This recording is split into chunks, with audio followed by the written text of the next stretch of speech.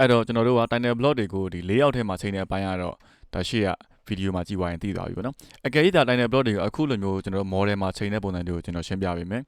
အဲ့တော့ layout နဲ့ model နဲ့ဘာကွာသွားမလဲဆိုတော့ layout ထဲမှာချိန်တာကကြတော့ကျွန်တော်တို့ရဲ့ paper ကအသေးပဲဟုတ်ပြီနော်ပုံကိုပဲကျွန်တော်တို့က scale ကစားရတာအခု model မှာကြတော့အဲ့လိုမဟုတ်ဘူးဒါမျိုးချိန်နေတဲ့သူတွေအတွက်ကကြတော့ model ထဲမှာပဲကျွန်တော်တို့ပုံတွေချိန်ဖို့အတွက် title block တွေကိုကစားပေးရမှာ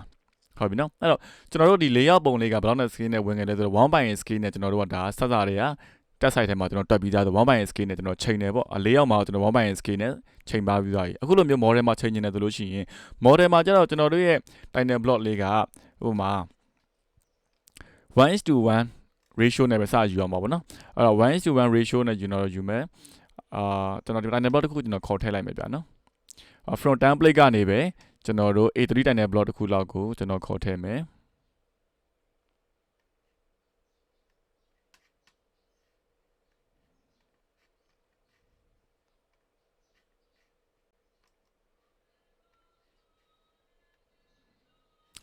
ဒီကောင်ကိုကျွန်တော်အရင်ဆုံး A3 feet and inches ကျွန်တော်အရင်ချိန်လာလိုက်မယ်နော်ဒါနောက်တစ်ခေါက်ကျွန်တော်ပြန်ဆန်းပြမယ်ပေးလက်မနဲ့ပဲကျွန်တော်ချိန်ပါတယ် okay close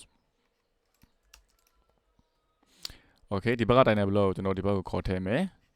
ဒါ matrix file ဖြစ်နေလို့နော်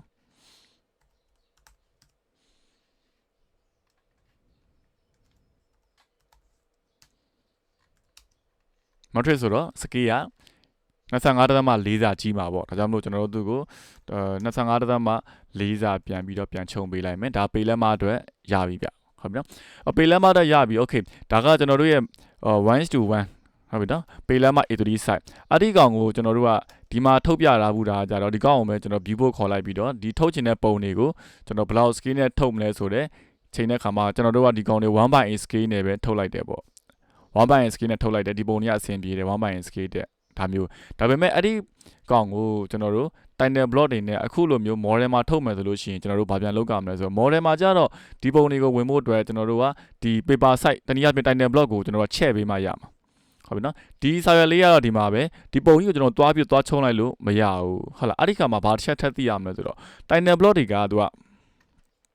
1 by scale နဲ့ဒါဆိုလို့ရှိရင်ကျွန်တော်တို့ကဘယ်နှစချက်ရမလဲပေါ့တနည်းအားဖြင့်layoutမှာဆိုလို့ရှိရင်ကျွန်တော်တို့ရဲ့ဒီပုံတွေကို1 by scale အစအရာကျွန်တော်ချုပ်ပလိုက်တာဒီစာရွက်ကြီးကတော့အသေးပါပဲဟုတ်ပြီနော်1 by scale စာရွက်ကျွန်တော်ချုပ်ပလိုက်တယ် model မှာကျတော့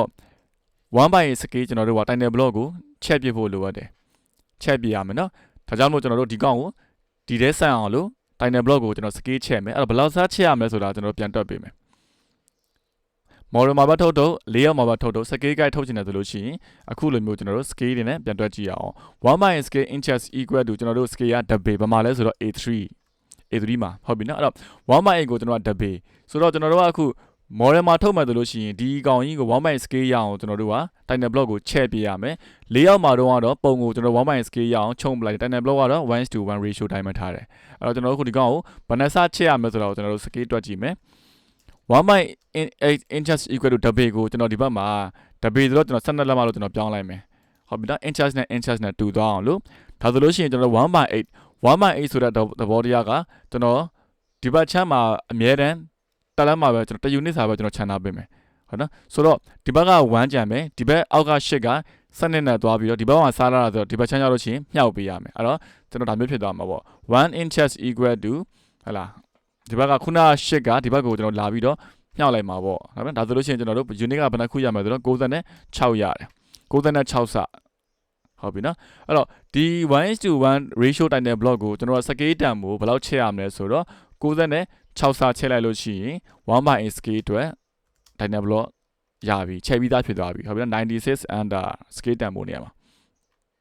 ဟုတ်ပြီနော်ဒါကြောင့်မလို့ဒီကောင်တွေကိုကျွန်တော်တို့layout ထဲမှာထုတ်ရင်တော့ပြဿနာမရှိပေမဲ့ model မှာထုတ်မယ်ဆိုလို့ရှိရင်တော့အခုလိုမျိုးကျွန်တော် scale နဲ့ပြန်ပြီးတော့ချက်ပေးဖို့လိုအပ်ပါတယ် okay ဒါက scale guide ပြန်ပြီးတော့ထုတ်ချင်တာအဲ့တော့scale ကတစ်ခုနဲ့တူချင်မှတူမှာပါပုံမှန်မူတည်ပြီးတော့အကြီးသေးပြောင်းမယ်ဟုတ်ပြီတကယ်လို့ဒါ 1/4 scale 1/4 scale ဒါထုတ်ခဲ့မယ်ဆိုလို့ရှိရင်ကျွန်တော်တို့ဘယ်နှစချက်ရမလဲဆိုတာကိုကျွန်တော်ပြန်ပြီးတော့တက်ပြပေးပါမယ်ဟုတ်ပြီနော်1/4 scale ထုတ်ချင်တယ်အဲ့တော့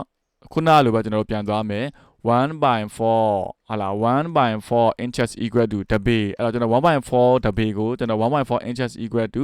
12လို့ကျွန်တော်ပြန်ပြီးတော့တောက်လို့ကောင်းအောင်ပြောင်းရည်မယ်ဒီအောက်က400ဒီဘက်ကိုသွားပြီးတော့မြှောက်ပေးရမယ်အဲ့တော့12 4လီ48 48ပေါ့48ဒါဆိုရင်ကျွန်တော်တို့1:1ဆွဲထားတဲ့ tiny block တွေကို scale တန်ကို48စာချက်လိုက်လို့ရှိရင်1/4 scale အတွက်ရပါပြီ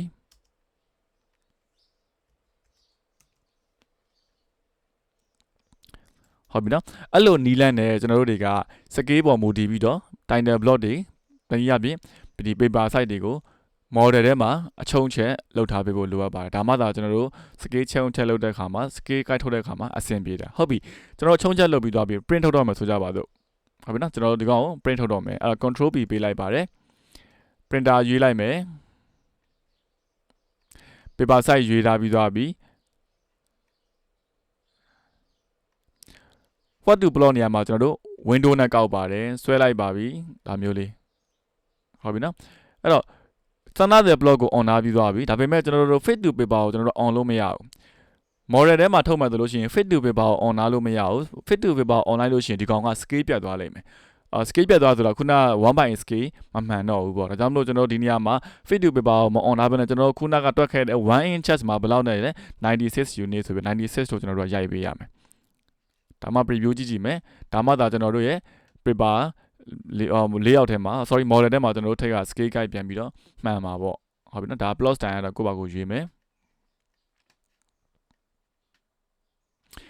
ဟုတ်ပြီနော်အဲ့တော့အကယ်လို့ဒါ 1/4 scale အတွက်ကျွန်တော်တို့ထုတ်ကြည့်ရအောင် 1/4 scale အတွက်ထုတ်ပါမယ်ယူလိုက်ပါမယ်ယူလိုက်ပြီး window ကောက်ချလိုက်ပြီးခုနကလိုပဲကျွန်တော်တို့ standard block ကတော့ on လို့ရတယ် fit to paper ကိုကျွန်တော်တို့ scale guide ထုတ်မှာဖြစ်တဲ့ကြောင့်မလို့ on တော့ဘူး unit မှန်အောင်ပြောမယ်1 inches မှာကျွန်တော်တို့ခုနက 1/4 ကိုတော့40နဲ့8ပေါ့ဟုတ်ပြီနော် preview ကြည့်ကြည့်မယ်ဒါမှသာကျွန်တော် 1/4 scale ရပုံလေးတွေက scale guide မှန်မှာပေါ့အဲ့တော့ model မှာထုတ်မှဆိုလို့ရှိရင်တော့အခုလိုမျိုးကျွန်တော်လုပ်ရမယ့်အဆင့်လေးတွေတော့မှတ်ထားပေးရမှာဗျဟုတ်ပြီနော် okay ဒါဆိုလို့ရှိရင်ကျွန်တော် print ထုတ်တာနဲ့ပတ်သက်ပြီးတော့ model နဲ့ layout နဲ့နှစ်ခုကိုအဆင်ပြေမယ်လို့ထင်ပါတယ်အဓိကကunit တွေမှန်အောင်ကျွန်တော်တို့ကကြည့်ရပါမယ်နော်ဒါ inches